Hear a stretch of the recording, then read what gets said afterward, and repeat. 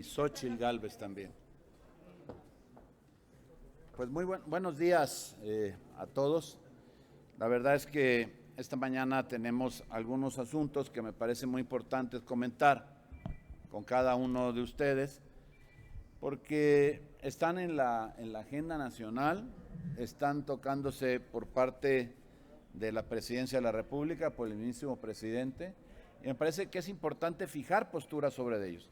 En unos minutos más, tanto Alejandra Reynoso como Alejandra García Morlán nos harán, la diputada y la senadora, nos harán los comentarios en dos temas fundamentales. Uno que tiene que ver, Alejandra Reynoso, con el tema de salud, y otro que tiene que ver con el tema de pues toda esta reforma electoral que se plantea, que nadie conoce, que nadie sabe, y que bueno, desde luego pues llama la atención por todo lo que viene sucediendo. Agradezco también la atención aquí de nuestra compañera, siempre puntual aquí, Xóchitl Gálvez, y decirles antes de esto un par de cosas que me parece que hay que destacar. El día de hoy, en unas horas más, se va a presentar la acción de inconstitucionalidad por parte de los partidos de aquí en el Senado, los que formamos el bloque de contención o bloque de control constitucional, como se le quiera denominar, respecto al artículo transitorio 13º de la reforma pues judicial, que vimos todos, cada uno de nosotros, cómo se manejó, lo mal que está planteado y bueno, la violación flagrante que hay a la Constitución. Esto se va a presentar hoy y daremos cuenta ya en todos los partidos más adelante de cuáles son los detalles a través de manera puntual de cómo se va a ir resolviendo esta estrategia en la acción de inconstitucionalidad. Sabemos que hay una consulta planteada por el presidente de la Corte, el ministro Saldívar, hacia el interior para resolver sobre el asunto, pero más allá de eso, nosotros lo que queremos es que transcurra por la vía correcta y que podamos estar en condiciones de saber o de conocer y ratificar que esto que se hizo aquel día pues simplemente es verdaderamente inconstitucional. Y por otro lado, quisiera yo comentarles algunas reflexiones que me parece a mí ya a la luz de los días que han pasado en la elección y que llama la atención el poderlas hacer y sobre todo hacerlas desde el PAN. Me parece que es muy importante. Miren ustedes, hoy el PAN, a partir de estas elecciones, las del pasado 6 de junio, se ha convertido en la primera fuerza de oposición del país. Eso fue lo que se logró, que no es una cosa para nada menor. Se puede también decir, porque queda así en el ambiente, hay, digamos que esa idea en toda la nación, de que por supuesto que Morena y sus aliados no son invencibles, que en el 24 se le puede ganar y se le va a ganar, porque vamos viendo cómo de manera constante van las preferencias disminuyendo y cómo vamos poco a poco, no solamente el PAN, sino con los aliados en esta coalición de Va por México, se logró una base muy importante. Miren, si vemos de coalición a coalición, podemos hablar prácticamente que se tiene el mismo número de votos. O sea, no pueden decirse la gente de Morena y sus aliados que ganaron la elección. De coalición a coalición tenemos el mismo número de votos, pero si hablamos, por ejemplo, de lo que tiene que ver con la oposición en su conjunto, ahí somos incluso superiores. O sea, ya no son mayoría, en todo caso, si bien les va, serían la primera minoría la gente morena, que por supuesto no le alcanza para poder destruir organismos como el INE, contra el que ya tenían enfiladas todas sus baterías, y aquellos organismos o órganos autónomos que por supuesto son de control gubernamental y que debemos de respetar entre todos. Hoy hay una diferencia, decía, en la oposición, 22.7 millones contra 20 millones de votos. Ya hoy la oposición, la que votó, no me refiero a la población, que ahí es todavía más amplia la posibilidad, sino la que votó ya es mayoritariamente opositora al régimen, se ha dado cuenta que no ha funcionado. Otros fueron los resultados en el 2018, pero así es como está planteado hoy. Y luego pasar ya en términos de lo que significa para el Partido Acción Nacional resultado en el número de los distritos, hablar de que de 40 distritos que teníamos en el 2018 de mayoría, se ganaron ahora 71. Crecimos en 31 distritos más. Entonces eso habla de que pasaremos de 78 diputados en Cámara a 113 por lo menos, a reserva de que pueda aumentar por las cuestiones legales que se están dirimiendo justo en estos momentos. Somos pues, como ya les mencionaba, la primera fuerza política de oposición del país y vamos en ruta para poder lograr el mayor éxito en el 2024. Hubo triunfos importantes, hay que significar lo que pasó aquí en la zona conurbada, en toda esta metrópoli, en la Ciudad de México, en donde se convirtió en el megacorredor azul, en donde vamos desde Cuernavaca hasta Toluca, pasando por una gran cantidad de municipios aquí en la ciudad. Se representa un crecimiento verdaderamente importante que no hay que soslayar. Y si hablamos de municipios en el país, se habla de que pasamos de 35 millones de personas o de población gobernada a 46 millones de personas. Esto significa un crecimiento. Vamos pues en la ruta, vamos fortaleciendo lo que es la presencia de Acción Nacional en todo el territorio. Por supuesto que hay retos que hay que salvar y que los salvaremos. Hay algunas determinaciones puntuales en donde el resultado hay que plantear cómo lo vamos a revertir para las próximas elecciones. Pero hay cómo, hay estrategia, hay partido y por supuesto que hay un 2024 a la vista. Yo quería hacer estas reflexiones porque es importante decirle a la población que hoy el PAN está de pie, está organizado, está firme, está sólido y se ha convertido en la primera fuerza de oposición en este país que va a impedir que Morena haga de las suyas en la Cámara de Diputados. Y contará, por supuesto, aquí en la Cámara de Senadores, pues con la fuerza que se tiene a través de nuestro grupo, que sumado a aquellos que concurren en el bloque, podamos evitar que las cosas simplemente pasen pues al contentillo del presidente. Hoy pues sentamos en esa posibilidad de afirmarlo, en esa reflexión que nos deja un buen sabor de boca, a pesar de lo que digan por allá nuestros adversarios, para ocupar la palabra que tanto le gusta al presidente. Ahora quisiera dar la voz precisamente a Alejandra García Morlán para que nos pueda hablar justo de temas relacionados con la reforma electoral que se ha planteado y que hay que ver qué contiene y cómo se resuelve. Adelante, por favor, diputado. Gracias, coordinador. Muy buenos días a todas y todos.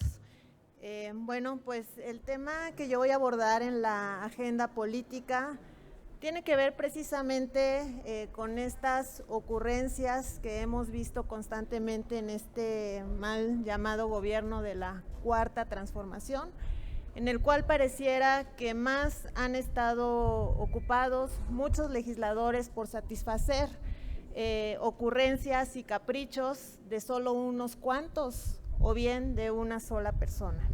El día de ayer el Ejecutivo Federal, el titular, anunció que en breve presentará 3 reformas constitucionales de gran calado para el país. Extraña porque después de los resultados electorales y de la nueva conformación de la Cámara Federal, es claro que los números no dan para empujar y para aprobar reformas constitucionales. Y queremos que quede bien claro para el presidente y para sus aliados que ni con amenazas, ni con intimidaciones, ni amedrentando a quienes somos oposición, vamos a empujar temas que perjudiquen a nuestro país, porque nuestro compromiso es con nuestros representados y no les vamos a dar la espalda. Mejor le pedimos que le apueste al diálogo y a la construcción de consensos y de acuerdos. Habló de una reforma eléctrica que tiene que ver con el fortalecimiento, decía de él, de la Comisión Federal de Electricidad para que en teoría los usuarios puedan pagar tarifas menores. Esperemos a que de eso se trate y que no se trate más bien de agrandar y de encarecer más ese elefante que hoy representa la Comisión Federal de Electricidad. Habló también de una reforma en materia de seguridad, en la cual la propuesta es que la Guardia Nacional ahora esté adscrita a la Secretaría de la Defensa Nacional y no a la Secretaría de la Seguridad Pública. Y aquí una muestra más, pues, de esta incongruencia que vemos constantemente en el gobierno federal, porque recordemos que una de las promesas de campaña fue precisamente desmilitarizar al país. Y por último anunció la propuesta de una reforma electoral, lo cual nos parece grave además porque atenta contra la democracia. Más bien usando argumentos engañosos donde él dice que va a ser para fortalecerla y porque el sistema electoral mexicano es el más caro del mundo, quiere quitar y recortar a diputados y senadores de representación proporcional, quiere cambiar la conformación de los consejeros del Instituto Nacional Electoral, pero más bien lo que deja a entrever y que exhibe es esta intención dictatorial y autoritaria de querer tomar el control de los poderes del Estado, y eso no lo vamos a permitir. Hay que recordar que los diputados y senadores de las representaciones de representación proporcional tienen que ver con un tema de compensar la sobrerepresentación que puede existir en las cámaras, o bien representar a las minorías y por supuesto que también expresar la gran pluralidad y diversidad que tiene nuestro país. Decir que como oposición seguiremos construyendo alianzas y bloques con las fuerzas políticas que sean necesarias para frenar precisamente estos abusos, estas ocurrencias, porque nuestro compromiso es con México. Muchas gracias.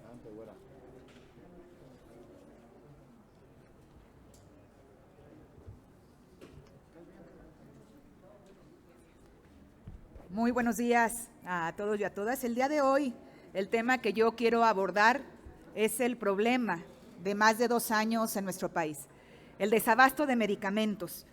Un problema generado por las malas decisiones del gobierno federal y, por supuesto, con la complicidad de sus aliados aquí en el Poder Legislativo, de Morena y de sus socios. Pero también decir que no solo han no solamente han destruido instituciones, han destruido también el esquema de compra y distribución de medicamentos. 2 años escuchando a los papás y mamás de niños con cáncer demandando los medicamentos, las quimioterapias. 2 años de ser ignorados por quien despacha en Palacio Nacional. 2 años en donde aquí mismo, en el Pleno del Senado, se burlaron de ellos, les llamaron mentirosos. 2 años en donde han sido ignorados. Han tenido que realizar diferentes manifestaciones, hasta huelga de hambre, exponiendo su vida para poder ser escuchados y poder salvar la vida de sus hijos. Desde el pasado mes de abril, diversos medios de comunicación alertaron sobre la catástrofe que venía en el desabasto de medicamentos. Y hay que decirlo, no solamente son los medicamentos oncológicos, también lo que hemos dicho en reiteradas ocasiones es: este gobierno federal, no importa lo que diga la ley, simplemente no sabe y no quiere aplicar la ley. Hace 1 año, en este Senado de la República, en la Comisión Permanente, se discutía un periodo extraordinario para poderle dar facultades al gobierno y que hiciera convenios con organismos internacionales, porque según ellos, con eso garantizarían el abasto de medicamentos. Y lo advertimos desde hace 1 año. Están buscando un culpable más en el desaseo de su planeación. Y hoy es lo que vemos reflejado. INSABI no previó que la mayor parte de los medicamentos no llegarían en el mes de junio. Y esto lo confirma el decreto publicado el pasado domingo, donde la Secretaría de Hacienda le dice prácticamente a los subsistemas, al IMSS, al ISSSTE, a SEDENA, a Pemex y al INSABI: compren como puedan, donde puedan, y no importa que no haya licitaciones, un decreto para seguir adjudicando todos los contratos de salud. Esto está costando vidas para niñas y niños con cáncer. Está costando vidas también para los pacientes de diabetes. El colectivo Cero Desabasto acaba de presentar en días pasados el informe del primer cuatrimestre del 2021. 43% de los reportes realizados por desabasto los tiene el Seguro Social, el 28% el IMSS y le siguen el INSABI y los diferentes subsistemas. Pero además, el primer lugar la primera enfermedad que ocupa el primer lugar de reportes en desabasto de medicamentos es diabetes. En segundo es el cáncer y podemos seguir así con el resto de las enfermedades. Otro dato interesante, cuando destruyen el programa o todo el esquema para la distribución de los medicamentos, recordemos lo que hace unos meses también dijo el presidente. ¿A quién le echó la culpa? A los distribuidores, que por eso no había medicamentos en los estados, en los hospitales, por culpa de los distribuidores. Falso. Primer lugar de reportes en desabasto de medicamentos, Ciudad de México. Esto ha impactado sin duda alguna en el bolsillo de las familias mexicanas. No es suficiente con todos los programas y subsidios que hay, porque estos los han tenido que utilizar para comprar los medicamentos que no es capaz de otorgar el gobierno. Tan solo también en el último informe de Transparencia en Salud, se reportó que al menos en el IMSS, del 19 al 2020, cayó el porcentaje de recetas surtidas. Es decir, aún con toda la modificación y además garantizando tanto la atención médica, que eso fue lo que prometieron, como los medicamentos gratuitos, tan solo en el IMSS cayó el porcentaje de recetas surtidas. ¿Esto qué implica? 16 millones de recetas que no pudieron ser suministradas completamente para los pacientes solo del IMSS, sin sumarle ISSSTE, INSABI y los sistemas estatales de salud. Por eso, hoy hablamos a nombre de los papás y mamás de niños con cáncer. Ayer nuevamente ellos fueron a Palacio Nacional, pidieron ser escuchados y nuevamente fueron ignorados por el que despacha en esa oficina. Por eso fueron a manifestarse por tercera ocasión al aeropuerto de la Ciudad de México. Después de 10 horas, se digna el gobierno federal a enviar a una persona para ver qué quieren los papás y mamás de niños con cáncer. Una vez más se siguen burlando de un tema tan sensible y tan doloroso.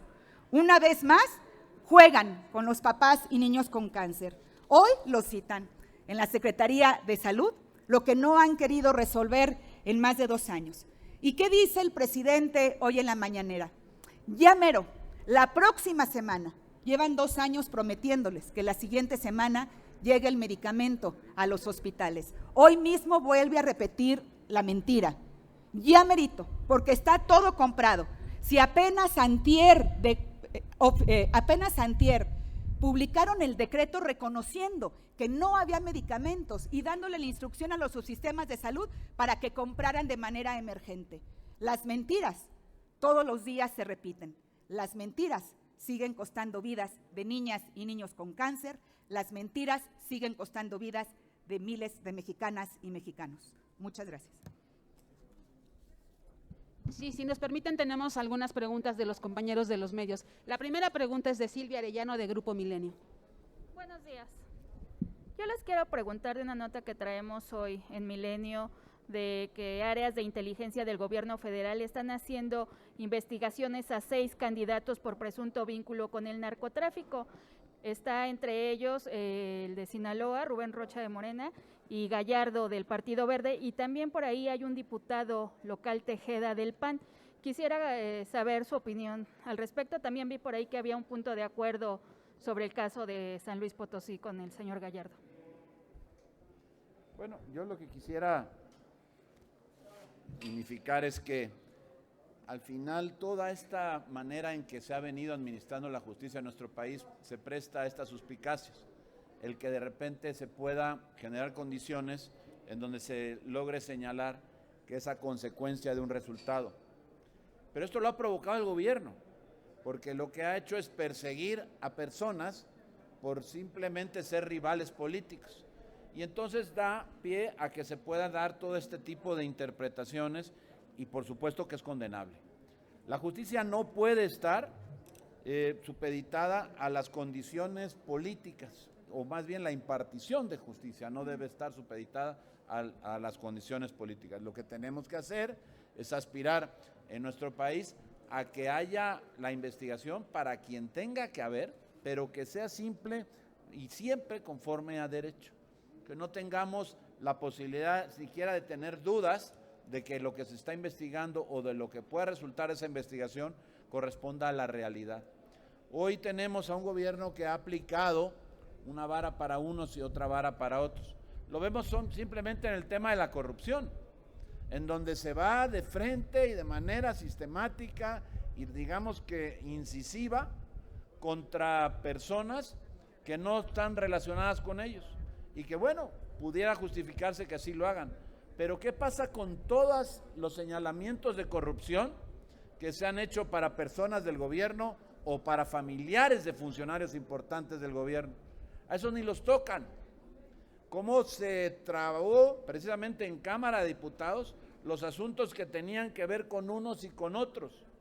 ¿Cómo sí prosperó los de los opositores y cómo no hubo ni siquiera pues la menor atención para temas que tenían que ver con gente que estaba relacionada con el partido, incluso los mismos diputados?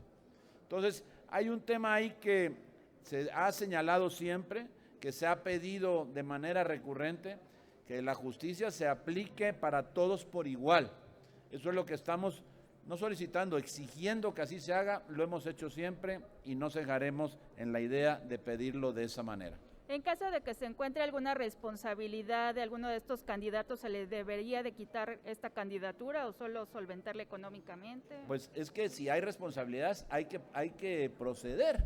Lo único es que hay que ver que estas responsabilidades se hayan determinado a partir de procedimientos adecuados que atiendan precisamente a todo lo que es pues legal y que no sean inventadas ni que no sean fabricadas ni tampoco consideraciones que puedan ser subjetivas.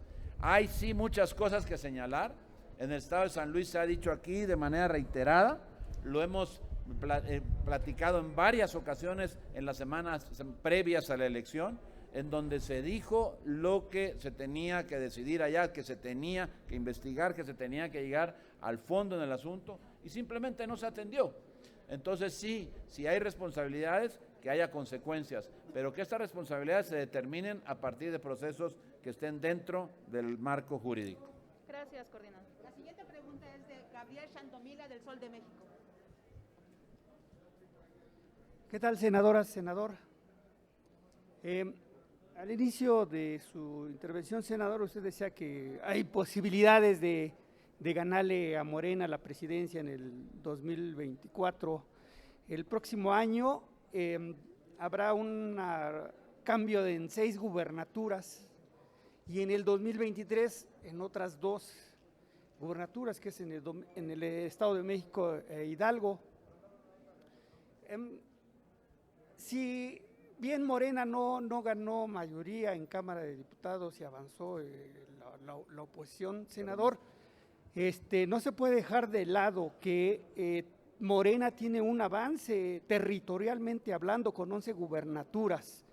¿Cómo le va a hacer el PAN o su coalición de la cual forma parte para ver esa posibilidad de ganar en el 2024? ¿Qué cuadros políticos o de dirigentes tiene para presentar? Y también hay analistas que señalan y líderes de opinión que la oposición no tiene propuestas. Entonces, ¿qué argumentos hay para pensar que se puede ganar en el 2024, senador? Yo quisiera primero, de manera muy respetuosa, afirmar, en el 2024 este país, ahí sí va a cambiar y va a ganar precisamente una coalición o un partido distinto al que está. ¿Por qué lo digo? Porque se están comportando los indicadores hacia allá. Pasamos de gobernar, les decía, o de tener 40 distritos a 71 distritos, solamente el PAN.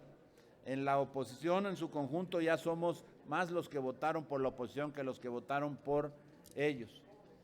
Desde luego que habría que pensar en la división que hay en lo que fueron las valoraciones de la elección.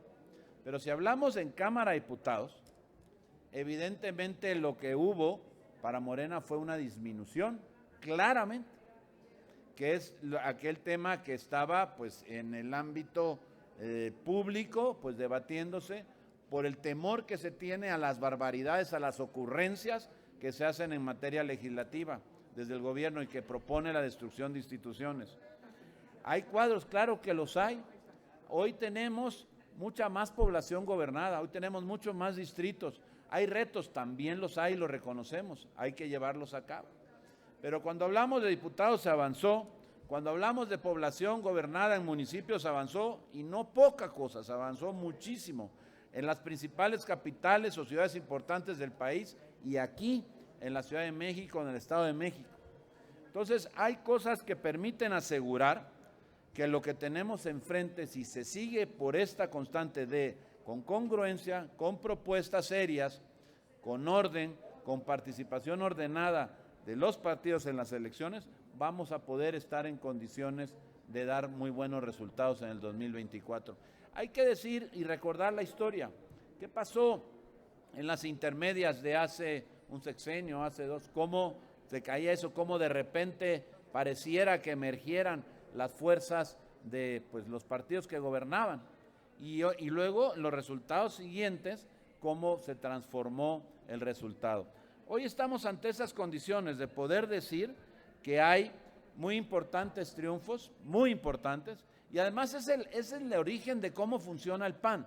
El PAN llega al poder cuando llega precisamente y lo construye desde abajo, desde los ciudadanos, desde los municipios, y es justo lo que está pasando.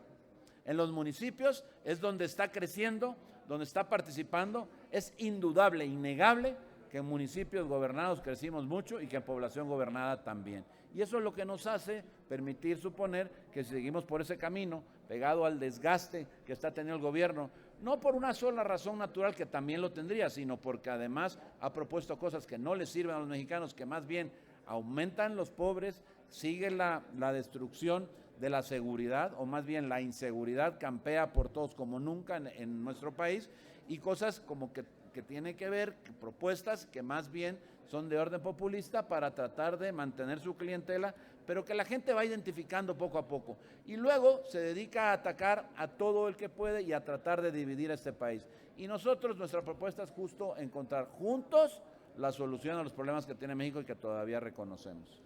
Senador, en este momento su partido, el PAN, tiene cuadros políticos, tiene liderazgos como para sacar un personaje presidencial para el 2024, ¿lo tiene? Si tiene, dígame un par de nombres. Mira, yo no quiero decir ningún nombre porque me faltarían muchos por nombrar y menos un par, tendremos muchos más que un par. Lo que hay que hacer es simplemente trabajar en ello y construir fuerte. El Partido de Acción Nacional hoy es, y hay que decirlo claro y decirlo fuerte, hoy es la primera oposición de este país por mucho. Y vamos a seguir por esa ruta y vamos a continuar creciendo. Estoy seguro de ello. Mayolo López, Grupo Reforma.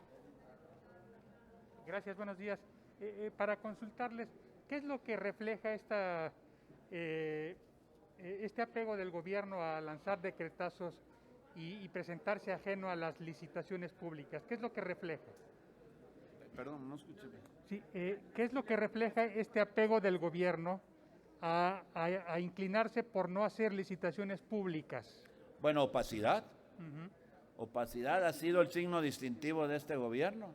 No lo decimos nosotros, hay organizaciones que tampoco lo dicen ahora, lo vienen diciendo hace meses, hace años, en donde este gobierno cambió las formas, incluso desde antes de que llegara. Recordar cómo se dieron el tratamiento a lo que es la construcción allá en la refinería en Dos Bocas, cómo desde antes se asignó, cómo hubo modificaciones a la Constitución allá en Tabasco, promovidas por Morena para poder hacer la asignación de contratos de manera directa, como más del 80% de los contratos de obra y de prestación de servicios de este gobierno se hacen de manera directa, se adjudican así a quien le toca de manera directa, sin ninguna justificación. Las excepciones que hay en la ley pareciera que ahora se han vuelto la realidad, se han vuelto la constante, la generalidad.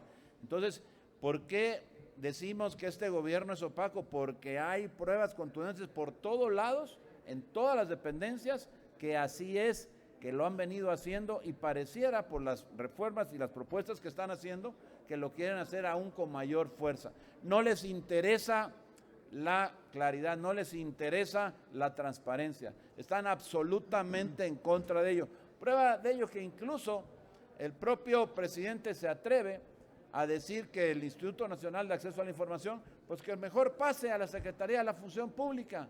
Pues ¿cómo? Si de lo que se trata es de garantizarle a los ciudadanos en qué y cómo se gasta el dinero de ellos, de todos los mexicanos, y no que simplemente pues quede en la Secretaría dependiendo precisamente de un órgano que es subordinado del Ejecutivo para que nos cuente lo que nos quiera contar. ¿El Poder Legislativo podría hacer algo para revertir esta tendencia? Sí, por supuesto, pero quiere nuestra senadora Xóchitl Gálvez hacer un comentario. A ver, yo digo que son dos cosas, son ineptos, fueron incapaces de poder hacer una licitación consolidada, incapaces. Ellos creían que era muy sencillo destruir e intentar construir algo que no pudieron, y ahora corruptos, porque lo que están haciendo es a sus nuevos ricos. O sea, nunca estuvieron en contra de combatir la corrupción. Lo que querían era quitar a unos para poner a los suyos, y es lo que está sucediendo en este gobierno. La Ciudad de México pasó a semáforo verde, pero la transparencia no ha pasado a semáforo verde. Acaban de emitir un dictamen en el InfoDF para que se contesten las solicitudes hasta julio, y especialmente las del metro, porque hoy vamos a conocer una versión de un dictamen que no es público. Vamos a conocer, nosotros lo que pedimos es que toda la información relacionada al metro fuera pública, toda, desde el proyecto estructural, desde las bitácoras de construcción, las bitácoras de mantenimiento, los dictámenes de los peritos, todo eso fuera público, y los que hemos solicitado información pública, pues simplemente pasamos a semáforo verde, pero nada más en la pandemia, pero en el resto seguimos en rojo, y yo sí creo que es grave. Aquí en este Senado, su servidora hace más de 2 años pidió que se investigara la comprobación de Chiapas, de uno de los programas de Corazón a Corazón, donde había evidencias que se habían desviado 680 millones de pesos, y Morena y sus aliados votaron en contra. Pero eso sí, aprobaron que se investigara a Baja California Sur, a otros Quintana Roo, pero el de ellos decidieron proteger al entonces gobernador Velasco, porque era gobernador de Chiapas, y hoy conocemos unos dictámenes que no sabemos si es para decirle al verde, pórtate bien porque te va a caer Hacienda, pero nosotros quisiéramos que se investigara pues desde el Seguro Popular. Chiapas era el principal estado que tenía un problema de comprobación, cerca de 20,000 millones de pesos del Seguro Popular. Claro que el presidente tenía razón que había corrupción, nomás que a los suyos, a sus aliados, los han protegido. Entonces aquí lo que vamos a exigir, y creo que hoy que el PAN tiene mayor presencia en la Cámara de Diputados, que la cuenta pública se investigue, pero realmente se investigue. O sea, que no salga un dictamen de la Auditoría Superior de la Federación y luego por berrinche de Palacio Nacional se modifique ese dictamen. Hay que conocer los detalles de ese dictamen para saber si efectivamente eran más de 100,000 millones el quebranto del aeropuerto o era lo que se dijo.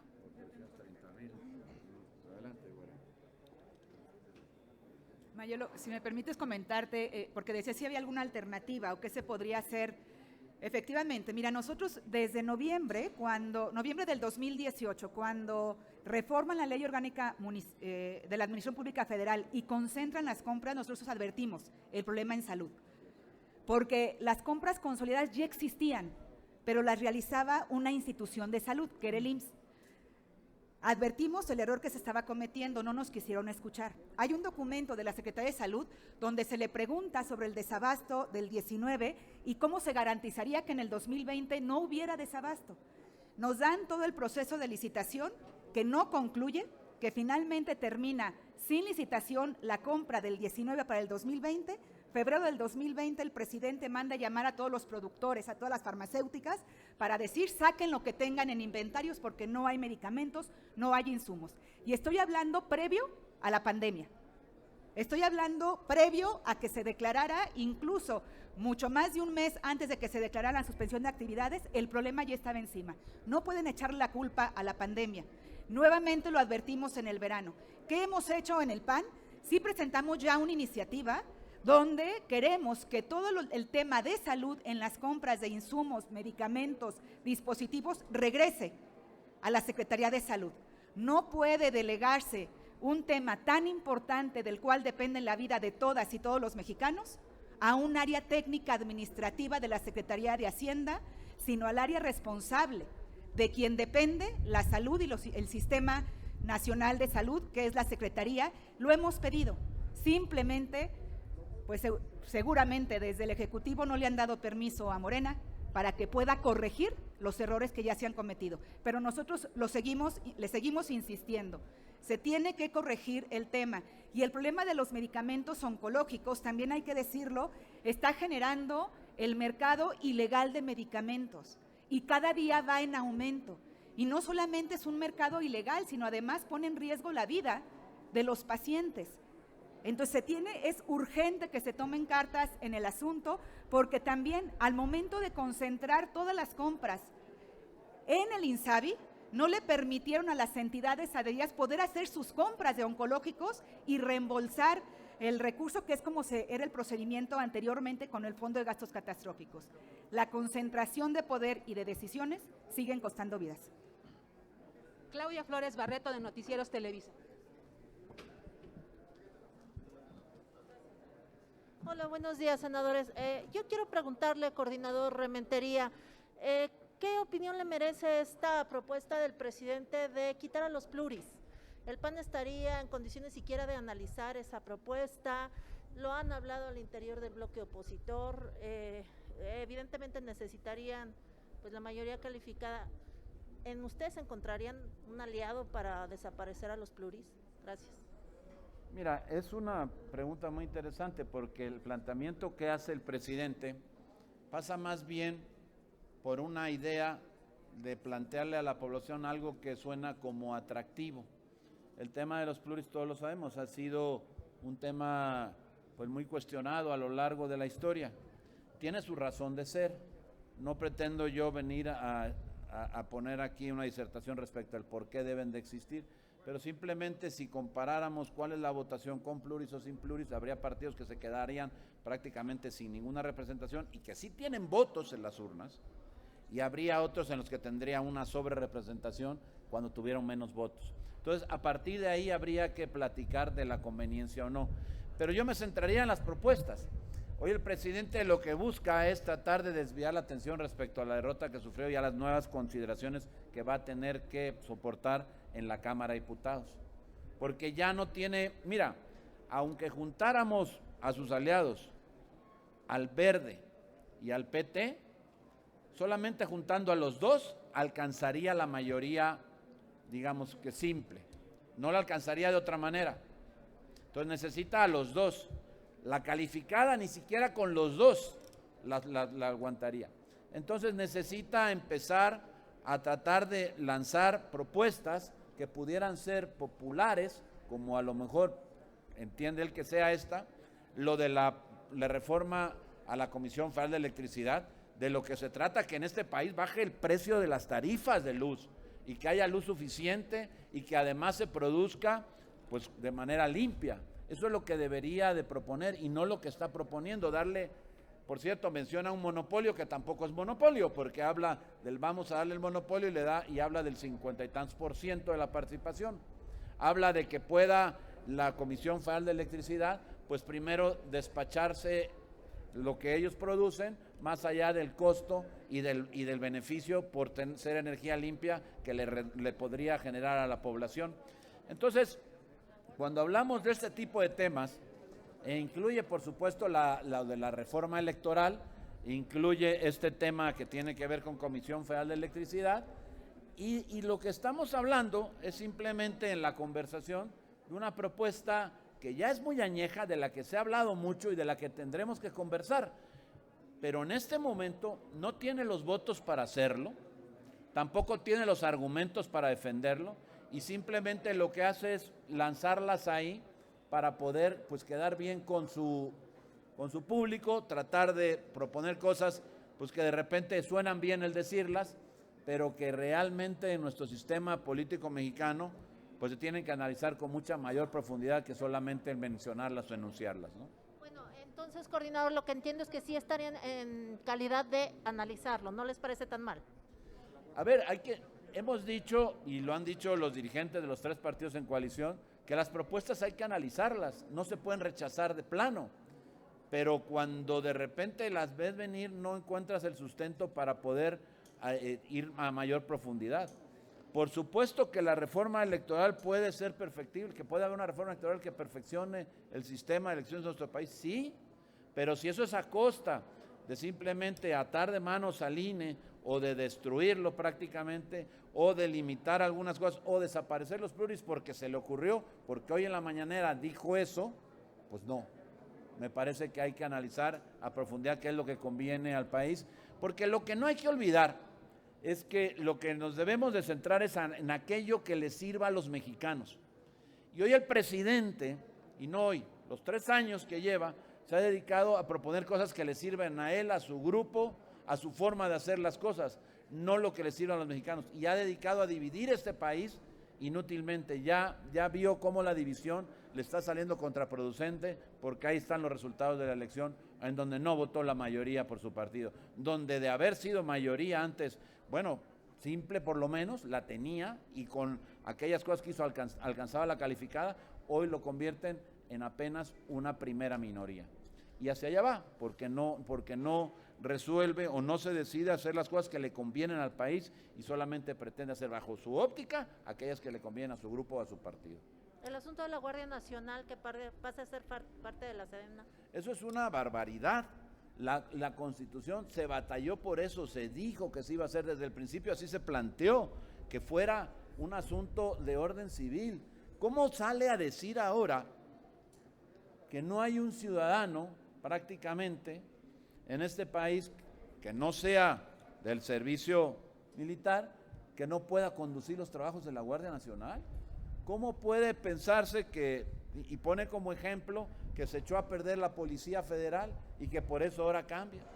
Hay que recordarle las palabras que muchas veces dijo en campaña, de que iba a ver que pudiera funcionar pues en seguridad pública los temas desde las instancias civiles y que las Fuerzas Armadas regresaran a los cuarteles. Lo dijo él, no una, muchísimas veces. Y sacar al ejército de las calles, así lo decía. Y hoy está exactamente al revés, tratando de justificar, tratando de que ahora toda la seguridad sea absolutamente militarizada. Eso no le conviene a México, no funciona en los países del mundo que así sea. Entonces, ante lo que estamos es ante una barbaridad, una propuesta es una barbaridad, que yo no me quiero adelantar a lo que digan los otros partidos, pero desde luego podría decir que el PAN no va a transitar en esa propuesta de modificar la Constitución, la formación, lo que le da origen a la Guardia Nacional y que siga siendo de carácter civil. Sabemos que en los hechos es una simulación, pero por lo menos en la Constitución y en la ley debe de permanecer así, que sea de carácter civil, porque sí se puede, y tiene que entender el presidente que así es, que sí se pueden hacer las cosas de otra manera como él las piensa. Gracias. Roberto José Pacheco, de Central FM. Sí, senador. Parece ser que el país va a transitar por 2 bloques, los del gobierno y de la oposición. El PAN ya ha propuesto un diálogo nacional, una estrategia para combatir la crisis. Parece ser que el presidente no da señales de querer tener un diálogo con la oposición ahora que va a arrancar la 65 legislatura. Bueno, el PAN ha propuesto muchas cosas para poder atenuar la problemática que enfrenta en materia económica y poder arreglar muchos de los problemas. Lo decía precisamente la senadora Reynoso, lo hicimos en materia de adquisiciones, en la cuestión de salud, lo hicimos cuando llegó la pandemia en materia económica, se propuso un programa de rescate económico para todo el país y simplemente han habido oídos sordos. Y hoy el presidente pues culpa pues a todos y a nadie de la cantidad de muertos, las decenas de miles de muertos por el tema de la pandemia, cuando la responsabilidad es del gobierno por no haber hecho las cosas a tiempo, mucho se pudo haber evitado ahí. Pero ¿qué daño puede tener para el país que no haya un diálogo entre el gobierno, entre el presidente y el poder legislativo? Claro que lo puede haber, se ha convocado a ello. Aquí mismo la semana pasada estuvo el coordinador Romero Hicks y dijo, invitamos al gobierno a que dialoguemos y a que propongamos las cosas que más le sirven a este país. Estamos a la espera de que pueda dar eso y de que se escuche a la oposición, porque este país es plural, este país no es de una sola ideología, de un solo partido, mucho menos de un solo hombre. Ya lo demostró en la elección y es lo que tendría que hacer cualquier persona, pues que lo que quiere es gobernar escuchando y sirviendo para todos, ¿no? Si nos permiten, tenemos nada más 2 preguntas más de 2 reporteros que nos hacen llegar vía remota. La primera es de Gerardo Segura, de Azteca Noticias. Él pregunta, ¿qué opinan de los insultos y descalificaciones a la clase media y qué llamado les harían para convocar a la clase media empresarial y a los más desprotegidos a unirse a su movimiento, ya que en otros lados los insultan y menosprecian? Y un complemento, ¿cuál es su opinión en torno a la estafa verde? Mira, yo te diría que en el tema de la clase media es una declaración verdaderamente desafortunada que refleja tal como es la política del presidente de dividir, de señalar, de buscar culpables, como si aquel que quiere aspirar a mejorar su vida tuviera culpa de algo, como si aquel que quiere ser mejor, que quiere aspirar porque tiene un negocio, porque tiene un empleo, porque quiere mejorar, pues no pudiera votar por una opción distinta a la suya. ¿Cómo puede atreverse alguien a culpar a la gente simplemente por querer estar mejor, que vota por otra propuesta y que de repente pues ahora sea señalado y que además sea fustigado en la forma que lo hizo? Me parece que más que buscar que vengan hacia este movimiento, que busque toda esta gente pensante y que quiere un mejor país, que quiere superarse en este país, que lo quiere, pues que busque las opciones, que las hay, por fortuna, que pueden generar la propuesta de un camino hacia un México mejor. Eso es lo que podría yo decir. Y del otro tema, pues ya lo comentó mi compañera Xóchitl, ya dijo que lo que hay que hacer es actuar con responsabilidad y que las investigaciones se den en el ámbito y en el lugar donde se deben dar con la profundidad necesaria. ¿Me permites una pregunta nada más? Parece ser que hay divisiones entre ustedes. Gustavo Madero y Cepeda dicen que ¿cuál triunfo? O sea, no hay que triunfar nada y que habría que repensar en la alianza. ¿Hay alguna división entre senadores? Absolutamente ninguna. Yo lo que creo es que hay que destacar de los resultados de la elección lo que es destacable, y es innegable que tuvimos 31 diputados más de los que teníamos de mayoría, que vamos a gobernar prácticamente 11 millones más de los que se gobernaban, y que por supuesto ganamos muchísimas capitales y un corredor azul. Eso no está a discusión, eso es un hecho cierto que me parece que hay que destacar. La última pregunta se las dirige Misael Zavala del Heraldo de México. Él quiere saber sobre la circunscripción 2, donde está Querétaro. Dice, él quiere saber si esta es la trinchera de la oposición para ganar a la 4T en las próximas elecciones. La trinchera es todo el país, porque hay que sumar a todo lo que hay ahí, no solamente esa circunscripción, sino lo que pasó aquí, precisamente en la Ciudad de México, en el Estado de México, y lo que pasó en muchas capitales de distintos lugares, la de Puebla, por ejemplo. Hay una gran cantidad de ciudades en todo el país en donde, lo decía yo hace un rato, la historia del PAN viene así, se empieza a ganar desde abajo, se empieza a ganar en los municipios y va creciendo. No lo digo yo, así es como sucedieron las victorias en nuestro país, en Morelia que se ganó, en muchos lugares en donde se va ganando y se va construyendo propuestas diferentes que atienden a la gente, a las necesidades que la gente quiere que se resuelvan, y que eso pues poco a poco va fortaleciendo y va siendo una señal de equipo que genera pues este bastión, que no está solamente focalizado en Querétaro, donde tuvimos desde luego un triunfo indiscutible, excelente, y que bueno, refleja el buen gobierno, el buen candidato y muchas cosas que se dieron a favor del PAN ahí en esa entidad, pero no es el único, hay que seguir trabajando y trabajando duro, y hay cómo pues. Sería todo. Muchísimas gracias, coordinador, senadora. Gracias a ustedes, muy buenas tardes.